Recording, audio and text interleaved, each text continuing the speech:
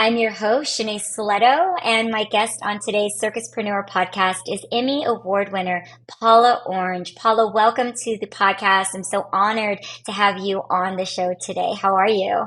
I'm very well. Thank you so much for having me. I'm looking forward to our talk. Oh, fantastic. Well, Paula Orange is a realtor, music entertainment day-to-day manager, and sports television producer. Paula grew up in the small town of Tuskegee, Alabama, with her parents, Dr. Anne Marie DePass Orange, an English and literature professor and writer, and father, Walter Orange of the Grammy-winning group, the Commodores. From an early age, she loved the arts and music especially. She moved to Atlanta during the height of the rap hip-hop era and worked for Rowdy Records. After a few years, Paula moved forward to work as a personal assistant for progressive funk and soul artist Joy. During this time, she would also moonlight as day-to-day assistants for other notable artists. In 2005, Paula created PollyWorks, an entertainment company. She also went back to college and earned her Bachelor of Arts in Communications from Alabama State University, graduating magna cum laude. She went on to have a 10-year tenure at ESPN in remote operations working on sports, motorsports, NASCAR, IndyCar, and NHRA, Monday Night Football, the Super Bowl, international, boxing, and soccer and entertainment events, ESPYs, Red Carpet, the Spelling Bee, and the NFL Draft. Paula is an Academy for Arts and Sciences Emmy Award winner for Outstanding Technical Team Studio, Technical Supervisor for NASCAR. An overachiever, logistics specialist, and manager, Paula worked for her father for 15 plus years before his retirement in 2022, all while maintaining a career with ESPN and freelancing for artists as contracted. During this time, she also freelanced for interior designers Tyler Weisler and Michelle Smith-Boyd and earned her real estate license. Paula left ESPN in 2018 to pursue real estate full-time, take on more contract work for music artists, and devote more time to her mother who was ill. Paula's mother ultimately passed away in December 2020. The transition period has been a true learning curve. Her mother was her biggest supporter, advocate, and friend. Currently, Paula lives in West Hartford, Connecticut, where she is a successful realtor selling 18 to 35 properties yearly and is the day-to-day manager for Steve Ray Ladson, singer, songwriter, and multi-instrumentalist who recently premiered as a lead character in Cirque Du Soleil's newest show, Songblazers. She is looking to relocate to Nashville, Tennessee and go back to her musical roots full-time and develop PollyWorks into a national brand. Welcome again to the podcast, the magnificent Paula Orange. Wow. How did you do it all, Paula? How have you done it? Oh my gosh, it's no easy feat. I was like, I'm happiest when I am busy and the wheels are always turning. So what can I do? What can I do next? And what needs to happen right now? I am all in, kind of an on the fly type person. But very organized and detailed, and I keep, if you can see my desk around me, there's lots of paper and notes and do this first. I can only imagine, Paula, and it was so wonderful to meet you while I was working on Songblazers recently. Yes, you are the manager for Steve, and he is phenomenal. He is one of the lead singers, lead characters of Songblazers, which is Cirque Du Soleil's first venture into country music, y'all. It premiered in Nashville, and they are now on the move. It's going to be a tour. And who knows? There's kind of like word on the street. It might end up being a resident show in Nashville, but you did not hear that from me. I don't know. But it was like a really fantastic time opening the show, assisting with opening Songblazers with my acrobatic duo, but then experiencing the amazing country music in the show. I love country music. I'm a big country music fan, even though I'm from the West Coast. I'm from California, but Northern California, we love country. And so I knew all the songs. All the lyrics to everything, and it was a really great surprise to see Cirque venture into country music, and then obviously bring in even people that are working with Beyonce. We had Zarina Akers doing styling and costuming for Songblazers. She just did Cowboy Carter. She did Renaissance. I mean, just all these phenomenal pairings. And, I would love to ask you about Steve, Paula. How did your partnership happen and come together? And then what was the process of venturing Steve into the world of Cirque du Soleil? Because for most of the musicians in the show, it's their first time working for Cirque du Soleil. Cirque du Soleil almost always has live musicians and live performing vocalists in their shows. So it's like not a new thing for them to hire quite a few musicians. But the country music sector is, I think, again, it's a very new venture for them in partnering with country music. And so I'd love to, venture into how that has developed for you and Steve, and what kind of partnership you have both, been able to create during this time for him. Yeah, so Steve and I have been together, working together for maybe like 5 years or so now. And we first met. He came from, I guess, the gospel folk Americana group, Blind Boys of Alabama. And we first met when I was out on the road with the Commodores, and they were all on the same bill. So we met, we chat. It was like, it was like, okay, I'm totally interested in what you're doing and what you would like to do outside of Blind Boys of Alabama. And, let's try to, see if we can work something out. Fast forward, then he's started to work on, ton of solo projects. And so hopefully we'll be getting some music from him soon. And then was a part of the team that he learned about the Cirque auditions and was on tour with Blind Boys of Alabama. And he's like, I am able to go down for the for the audition, and walked in. And it's a brand new venture. So he walked in. Nerves are like probably like everyone else's when they're like, did I get it? Do I think I did a good job? And all of that type stuff, and pulled some things together. And maybe a month or so later found out that he had gotten the part. So it was like, this is an entirely different world for him, or even for both of us, because it's not the standard of doing a show and then going back home, or being able to do things independently. It was like, now he's full-time Cirque. And it's been great. He absolutely loves it. And we're trying to see, now how we can, I don't know if finagle is the right word, but see what other doors that this will open for him and for his career as he's on this Songblazers stint. And if they were able to get a residency in Nashville, that would be absolutely amazing. Yes. Fingers crossed around the residency. Yes, or a residency somewhere where it's but it's awesome right now, and he's fully enjoying it. I will give a quick plug for him to follow him on Instagram under Steve Ray Ladson, Ladson, and he's a great poster of things he's done previously, as well as updating people on Cirque, and to check out their website as well to see where they'll be in a city near you, or in your city close to you, so that way you can go out and check out the show. It's truly phenomenal. Yes, it's beautiful. And Steve is so magnificent. He is a beautiful singer. He is incredibly talented. They are fortunate to have Steve's talent in Cirque du Soleil, in Songblazers. And how is it you would say a unique way of kind of negotiating the terms for Steve versus like a normal kind of singing and songwriting or singer contract, I would say, or musician's contract. Sorry if I'm butchering that, Paula. But in the music world, I know it's obviously different. And singing is still, I wouldn't say that it's an elusive skill or an elusive hire within the circus, but they don't have the same type of representation that we do, for example, as the circus artists in the show. So how do you think that you've used your past history and talents to kind of create that entry for Steve into this new world where there are different challenges that you guys face in communicating his needs, for example, because I've, interviewed several singers on the podcast and work with singers closely and musicians closely, and they have different needs than we have as circus performers in a show, and utilizing their voices several times a day, sometimes 3 times a day in shows, where in Songblazers they do so much singing, which is amazing. They use their voices. I say it's like a beautiful pairing of like a concert with circus.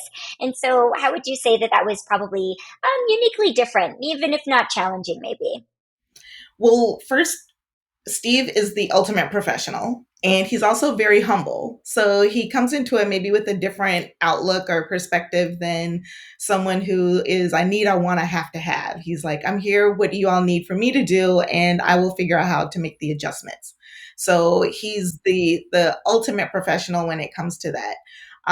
As far as like negotiating contracts and things like that, great attorneys. And yeah, it was like he's like, let's bring in this attorney and they'll read over everything and they'll know what they're looking for in the fine print. That's completely different than a music contract that I would say I'm better equipped to be able to look into. So he worked that part of it out, and it was a joint relationship, and everything was worked out to his benefit for Songblazers. So he's in it. I believe it's I'm unsure of how long the contract is. I think at least 18 months, but I think that they're looking to do much more. Oh, that's fantastic. I can imagine that they're going to be doing much more with Steve. I think that this is the beginning of a beautiful relationship Yes, exactly. that will most Relationship likely be, partnership it is. yeah, long lasting. Due to the caliber of the talent. And I'm very excited for the musicians that will, kind of come into this world and evolve into this world. And, I think change probably the course of their careers in different ways. I think it's always amazing to have a very robust and an interesting resume. So, it can't hurt that you've, toured with the largest and most popular circus in America. And also, too, because Cirque du Soleil does so much now and they've branched off into so many different sectors and projects. So I think that that's really wonderful because then it's just kind of exponential growth for all the different artists that they hire from so many different backgrounds. I mean, even with the Olympics happening right now, there's so many disciplines now that can look to Cirque du Soleil or look to the circus arts to have a career after the Olympics. Several of my friends that competed in the Olympics over the past, several years have gone into Cirque du Soleil. So I think that is, very beneficial that, there's so much more opportunity nowadays for different artists from different backgrounds to go into these environments. And what do you think about the Olympics right now, Paula? I mean, you worked for ESPN for so many years. I mean, ESPN is like, a double pairing between ESPN or NBC Sports, Sports Center. I mean, like those are really like the trilogy for most of us that are coming from the acrobatic gymnastics competitive world or the gymnastics competitive world or the other major disciplines that are, very well connected and compete and go in and out. I would say USA Diving is a big one. USA Swimming, actually, I think it's actually USA Swimming, not USA Diving, but it's USA Swimming. You have, figure skating. You have equestrian. You have a couple of other disciplines as well that now, now you have USA breakdancing that is, an art form that has now gone into the Olympics. And, they're, a huge source for circus talent there too. So it's a really phenomenal thing. And from an Emmy Award winner, ESPN. I know that you have this robust background. So what's your take this year on the Olympics? I mean, I'm glued to it, obviously, cheering on Simone, cheering on the American women, cheering on Suni. It's just been a fantastic year of redemption, as she likes to call it. So it's been so Definitely. special. So first, I was very impressed. Cirque put out an Instagram post of all of the people or athletes that have now joined Cirque that have come from like Olympic backgrounds. And I was truly fascinated by that. I was like, oh my gosh, there's so many. And you often wonder, like, where do you go from the Olympics? Like, do you go back to your, I don't know, is there a day job or do you, do things as phenomenal as yourself or like what happened? So it was a great thing to see. The Olympics have been mind blowing this year. The Based on my schedule, then I usually catch like the recaps and which come on in the evening, and then but for some like the gymnastics final, I was like, "Oh, schedule around this." I was like, you can't go out and show houses right now. Like I need to be sitting in front of my television. I saw it live and I'm screaming. My poor dog's barking at me because I'm just like, did you see that? And I'm so happy for Simone and for the other young ladies. They were all phenomenal and have held themselves to an entirely different standard. And other athletes are great as well. There were others that I followed from, different teams, and I was like, the dedication that you have to put in behind it is amazing. Um, Unfortunately, I don't think that ESPN has ever had like a true team that would go. I believe we would take our feeds from the host provider, which would be this year from NBC Sports. And Hmm. but I was like, how wonderful could it have been to have attended an Olympics? And I don't know if I would have gotten any work done. I would have been like, I'm sorry, I'm headed over here because I need to watch this. And how do I get there to be able to watch the next thing? Like there would be like little work done. It was, it was great. The coverage through NBC Sports has been, and Peacock has been phenomenal. I was like, they've gotten all angles. They're getting really great they've done great commentary, and they're highlighting the things that are important the most, and then we'll leave it up to social media for things that are not as important, and we're just kind of like, no, that I'm glad we didn't highlight that on national television. Yeah, Yes. it must be tricky, especially with social media now. And like, oh my gosh, just like everything gets put out there in like every 2 seconds. I mean, like I'm watching all the live tweets of the Olympics on X, formerly known as Twitter, following every single account because you can get everything literally like while it's happening, like that second, like, oh, she stepped out of bounds, or oh, she landed, oh, she got this score, oh, everything went perfect. It's like literally in the moment. It's really wild. I mean, how do you think that that again too has changed, how media coverage is? I mean, you just spoke about this so brilliantly, Paula, but with ESPN coverage, with social media, with all of those things happening, and I mean, with all of like the recapping, it's just such a different animal nowadays. I mean, I just also see like the pressure that I would feel with, being in the Olympics, having such pressure with social media, with all of the outlets reporting, in real time in that way. And I think a hyper focus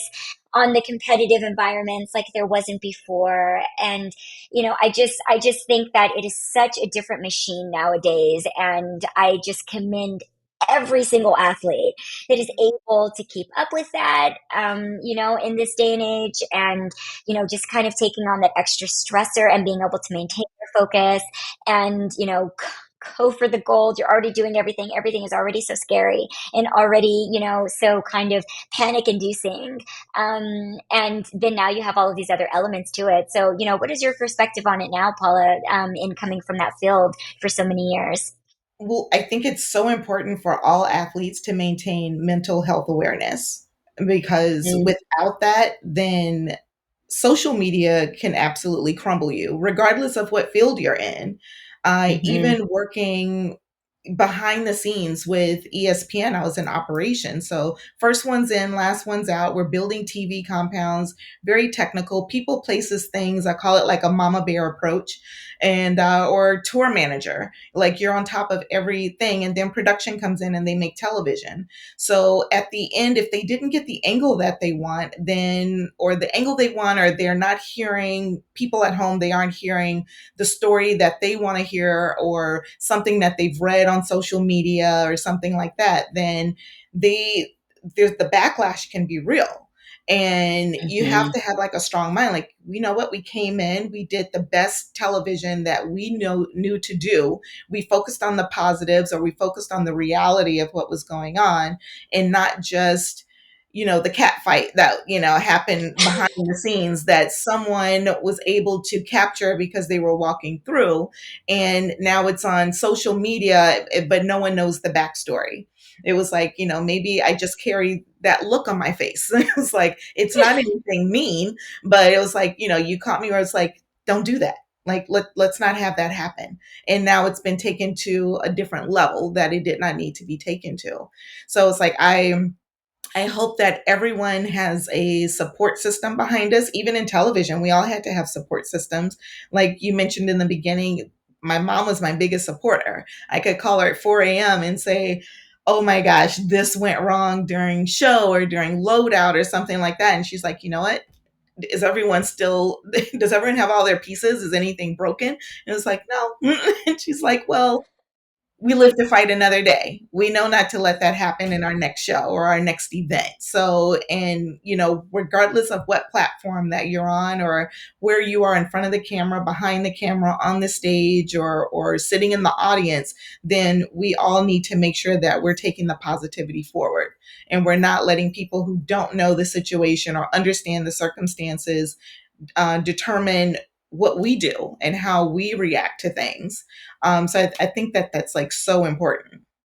Yeah, beautifully said. I love obviously the angle of mental health. I mean, that's something that Simone Biles, has been such a proponent for ever since, Tokyo in 2020 and how challenging that was for her coming into those games, everything that she was facing, in connection with USA Gymnastics, and then obviously having to defend your title on top of that. And then again, being an entirely new era, they had like this little tidbit where they were talking about the TikToks that they were going to make right after they won like the team final.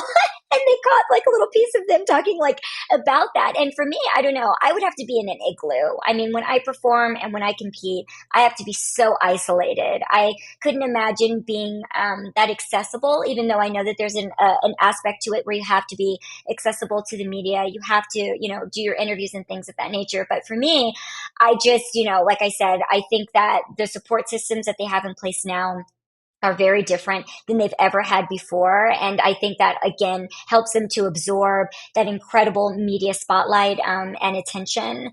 And again, several different parts and pieces of this. I even know some of the commentators for gymnastics, and, I'm sure that it's a lot for them to come into this environment, some of them commentating for the first time at the Olympics, and finding their way forward too, which is a really interesting thing. So yeah, it's been a really interesting Olympics. I'm so happy for Simone Biles and for all the amazing work that she was able to do this time around, and to be able to come back from all of that too. It is so not easy. You also had Rebecca Andrade from Brazil, who's also really amazing, and I love her too. So I'm just like so super excited. I'm just like very buzzing right now I over all of enjoy it. her as well. Yeah, she's so fantastic. And it's not done. The Olympics is till August 11th, I believe. Yeah, there's just so much more to go and so much more to take from that. My other favorite sports are fencing and archery. So I'm just a big sports buff all the way around. I Yes, don't no, know if you're I watched into the gymnastics. equestrian this morning and Oh, yes. thoroughly enjoyed it. I was like, I believe you were there. You saw Steve had his horses come out while we were in Yes. Nashville. So I was like, I have to watch the Yes. equestrian. And then Hmm. I read an article that young lady, maybe USA, or it could be another country, but she's expecting a baby and she's performing in the Olympics as a fencer. And yes, I was like, what? Oh my God. I think that she's from Iran. Maybe it was some. I was like, how? I don't know. I think I would just be afraid all the way around. But at the same time, then I'm still, practicing my moves as I want to be a gymnast, and I'm going to perfect something at some point without hurting myself. Luckily, it's all in the privacy of my home.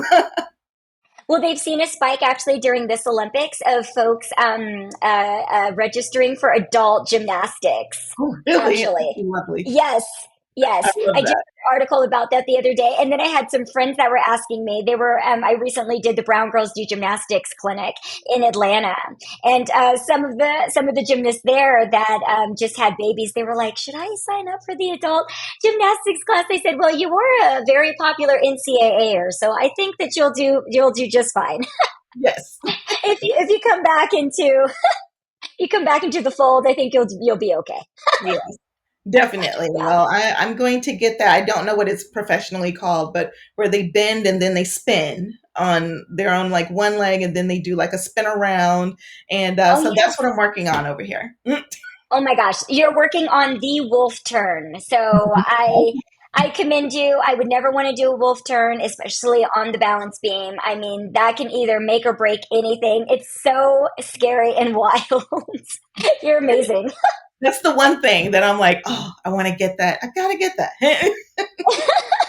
That's fantastic. Well, we support you on your goal here at the Circuspreneur Podcast. Like, we love all things gymnastics, Paula, all things circus, all things entertainment. Like, we are the community for you. And Thank I you. wanted to also discuss a little bit, Paula. We have about 5 minutes left in the podcast. Again, I'm so grateful to have you on the podcast. You are from this very famous family. I mean, you're from the family of the Commodores. That is really amazing. I'd love to get a little bit of background of what it was like growing up in the Commodores. Also, too, how that kind of shaped your entry into the music business. It also made me think of, I'm not sure if you're familiar, but the Cirque du Soleil show here in Vegas, Mad Apple. Natalie Cole's nephew is actually one of the lead singers, and he was the music coordinator for that show. And it made me think of you coming into the music world, a part of the Commodore family. I love Alex Isley, for example, who's from the Isley Brothers family. She's a phenomenal singer, so I was thinking about her as well when I was thinking about you coming into the music industry. And so, how has that really informed you, Paula, and shaped your understanding of this industry, coming from such a legendary family and then building up this amazing career that you have as well? Because I was speaking to Natalie Cole's, his name is Charlie, Natalie Cole's nephew, and discussing how that informed him too, and becoming a musician and pulling from that rich culture and that rich heritage and bringing that into the music industry, which is, I think, not sometimes always very easy to do. It either, I think, can hurt you or it can really help you. But I've seen some beautiful examples. Obviously, you, Alex Isley, Charlie, and Matt Apple. I mean, there's a whole slew of them as well too. But I would love to hear a bit about that to kind of close out the podcast. Sure. So, my we always kept things very separate, and I grew up in a very humble household. So I had never had any desire of being in front of a mic or behind the microphone. I've always been a behind Oh, the scenes person, and I've liked how okay. the logistics flow and putting things together, whether studio time or getting the word out and things like that. That's always been my thing. My dad affectionately calls me Key of P because you don't want to hear me sing, although I think it's phenomenal. I He's bet like, you oh, sound wonderful. no, no, no. Ask Steve, you can ask almost anyone. They'll be like, yeah, no, that's not what you want to hear. That's why I stick to my gymnastics, Paula, because I've always wanted to be a singer too. And it's like, honey, you should just stick to the gymnastics and the acrobatics, but whatever. Yes, exactly. So the when I first, told my dad, I was like, "Oh, I'm interested in getting into music." He was like, "Absolutely not." He was like, "This industry can chew you up and Mm, spit you out, and I don't want you to be a part of it." And I said, "Well, I don't want to be behind the microphone. I have no desire to want to sing, rap, dance, or anything like that." I said, "I truly like being on the other side of it because it's the business portion that gives that helps people have the life that they can have and the longevity." I was like, a lot of people can sing and perform, but it's the people behind them that can push them forward to elevate them into their next. So I went to mm, Atlanta, and I'd already met a few people with Rowdy prior to, but was able to come on board with them. And it opened my eyes to a different level and perspective than coming from the being the child of a musician and performer, because you see it from a different angle. And so I was able to learn from that. And then working for various artists over the years, then that opened it up as well, because each artist is different. So their needs are different, and who they communicate and how you communicate with people are completely different than what you would imagine. It's not a blanket. And mhm. so you're just having to kind of formulate it as you go. And it's like, okay, so for instance, Steve is he's like funk, soul, country, rock, pop. Like he's a combination. He's a fusion of different things. So he's not like a blanket. You can go to like one genre and say this is where he fits in. He's going to fit in within multiple genres. So, and I learned all of that from my dad. Like the Commodores had like Three Times a Lady was done with Kenny Rogers, And so that's Wow. country music. And so I remember him coming to our home when I was a little girl in Tuskegee. And, at the time, you don't know. He's just like, oh, here's a guy who's like, hi, how are you? And continue going. Like, we're going to play a little bit. He makes you laugh, and then you move forward. And then later on in life, similar to even my dad, I don't think of him as being like this mega star. But in the outside world, I'm like, oh my gosh, I was like, he's kind of known. He's a guy that, it's like, all right. And so many people have looked up to him being a percussionist, Mm. drummer, as well as singer. He took lead after Lionel Richie went on to pursue his solo career. And but then Oh, how they can all still come together and the relationships are still there, and Lionel will forever be my uncle, and the relationships there, because he even went to school with my mother from preschool through the beginning of high school. My mom and Lionel Richie were classmates. no way. So yes, I was like, it's a whole, like, the things that kind of build upon each other that you don't know anything about, and then everyone just gives you little nuggets, and you learn how to put those nuggets together to create who you want to be. And I'm hoping with this, as I look to leave out of Connecticut, which has been so great for me for the last 16 years, and then move down south to Nashville, it's always been a country base, but it's also a base for so many other music genres. And to get my feet wet and see how I can develop PollyWorks into being like a national brand for day-to-day management plus. And so I'm just leaving that plus kind of open to see what all we can, put together over, the next 30 years to leave our mark for the next musicians to come in. Oh, wow. That's phenomenal. Wow. You're so fantastic, Paula. That is really amazing. Thank you so much for bridging all of those different like backgrounds together. Like that's so wild.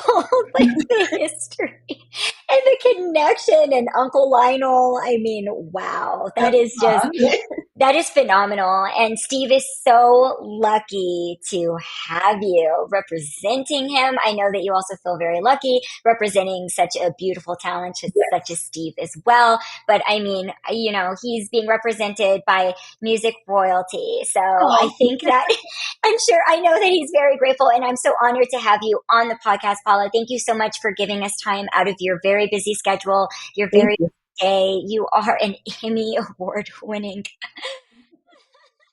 like you're an Emmy You Award can add winner. to that. Yeah, yes, let's add that multiple Emmy Award winner, Grammy-ish Yes. award winner. I was going to say, what are all the different fields that we could add to this, all the different accolades? I'm sure there will continue to be so much more with, I hope. yeah, with your entry, into, the new world of Nashville, like you're speaking about. And yes, all of our luck for that. I don't think that you need it. Oh, I do. I do.